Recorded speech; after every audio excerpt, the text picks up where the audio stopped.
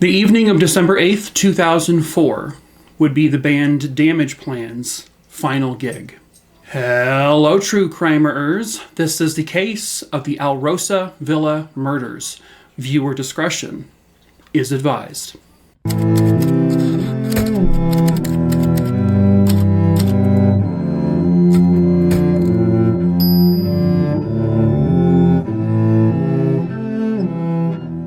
The Rosa Villa nightclub was located in Columbus, Ohio, and it no longer stands today.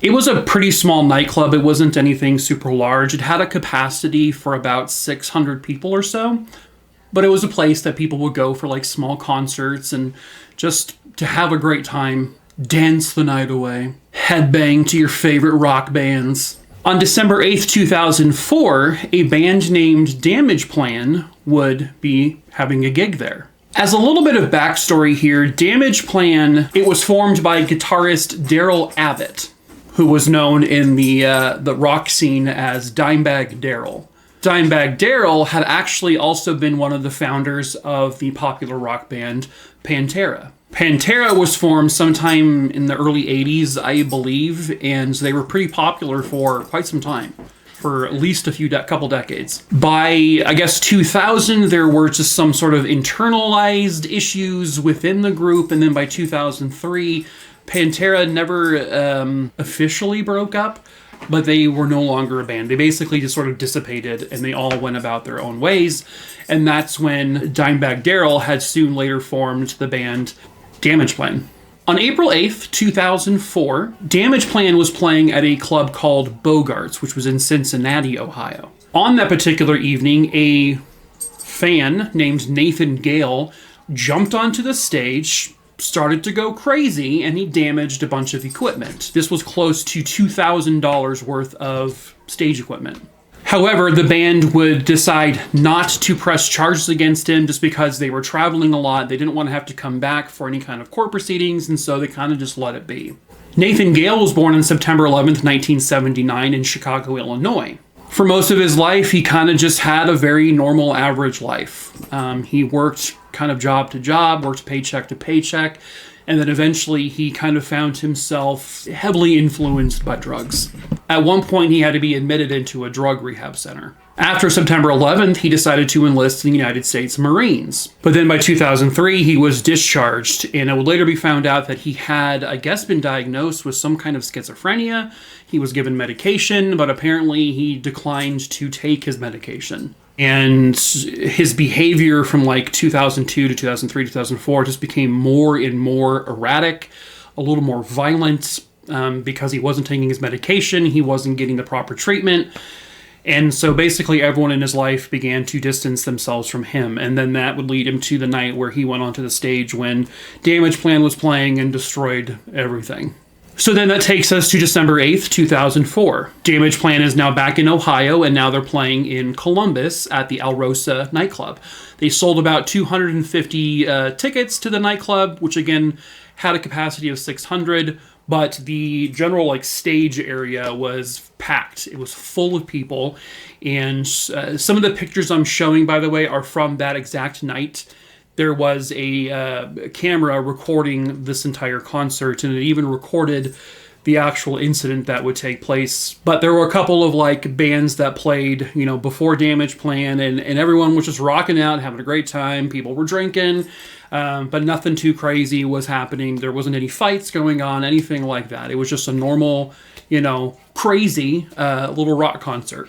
Sometime around 10 p.m., Damageplan's, manager, he was outside when he noticed Nathan Gale was outside. And someone had said something to Nathan, and then Nathan responded with, well, I don't want to go in there and see some shitty bands play, some shitty local bands. I'm here just to watch Damageplan. Damageplan would take the stage at approximately 10:15 p.m. And by this time, they had actually sold more tickets after the concert started. So now there's about 400 people inside the venue. Sometime between 10:15 and 10:20, Nathan Gale, he manages to scale a fence that used to be outside the club that would go to a back door to the club, where no one was like there guarding it or anything like that. It was just like a small venue. Like they didn't have guards and stuff. So Nathan enters the unlocked door and he manages to work his way to the stage. So now at 10:20 p.m., Nathan has gotten onto the stage. He is armed with a Beretta 92 FS 9mm semi-automatic pistol. This is when he makes a beeline to Daryl Abbott, or Dimebag Daryl. He points the gun directly at his head and he fires. And this is literally within like a foot of Dimebag Daryl's head.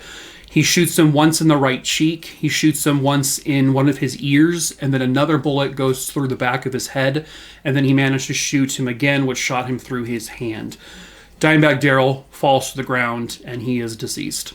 The actual initial shooting is caught on camera, and they can actually see the exact moment that this man walked onto the stage and pointed his gun and fired the bullets.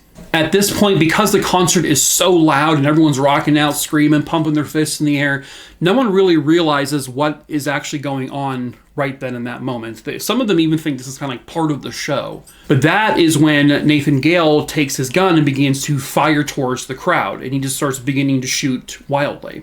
And that's when everyone starts to try to flee and to get out of there. One of the tour managers, Chris Paluska, he was shot once through his chest. And then Damageplan's security, Jeffrey Thompson, managed to actually tackle Nathan to the ground. But as he was basically trying to wrestle away the gun, Nathan managed to shoot him in his chest. And then as Jeffrey began to kind of stumble backwards and kind of turn around a little bit, Nathan then shoots him again in the back, and then I guess once in his thigh. And then he fell to the ground deceased. Then a fan of the band, his name was Nathan Bray, he jumped onto the stage in an attempt to help those that had been shot.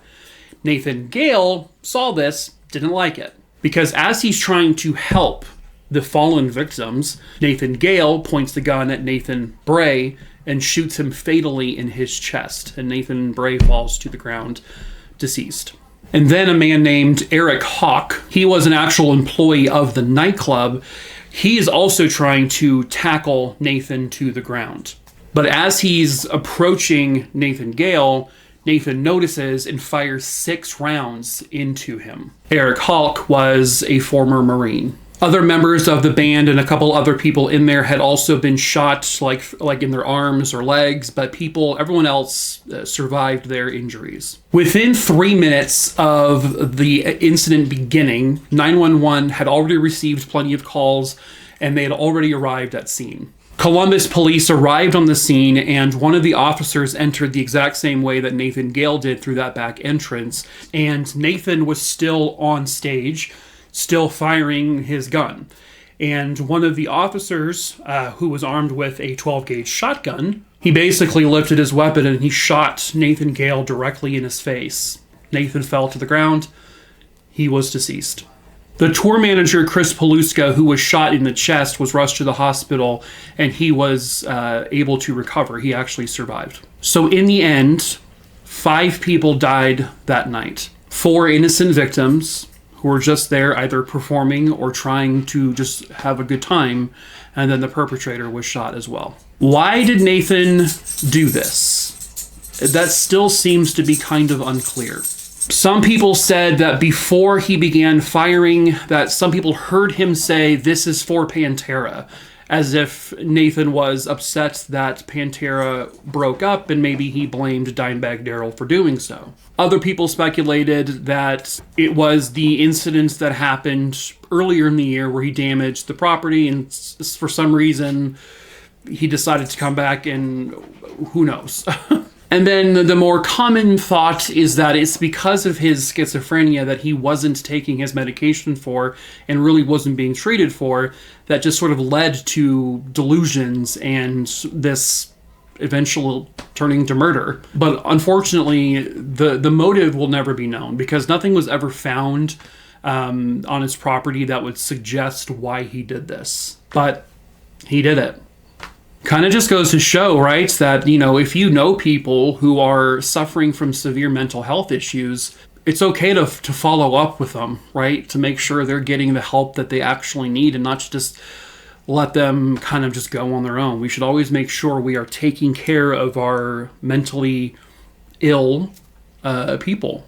There is always ways to help them and always ways to prevent things like this if we do our due diligence by making sure that they are being well taken care of. You know, unfortunately, this kind of thing still happens to this day, and it's unfortunate.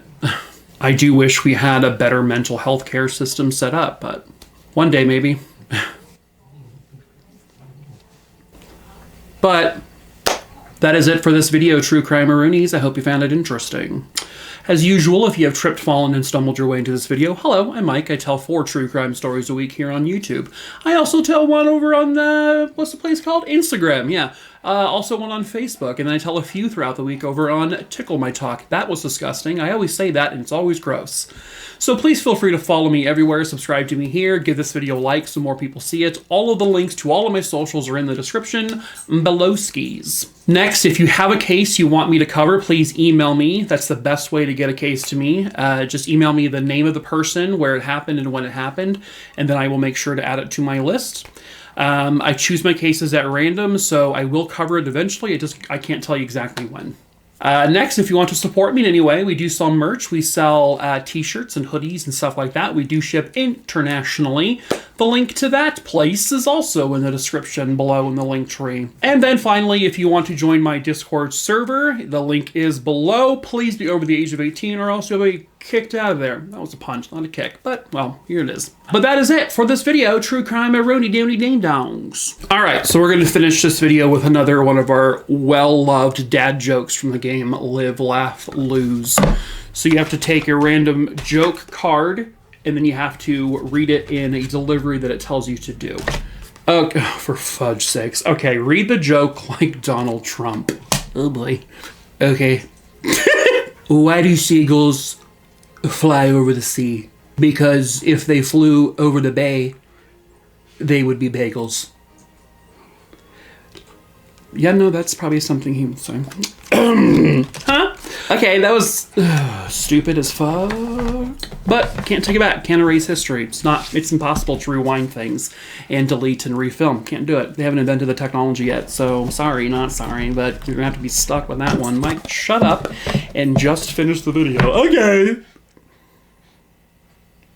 Bye.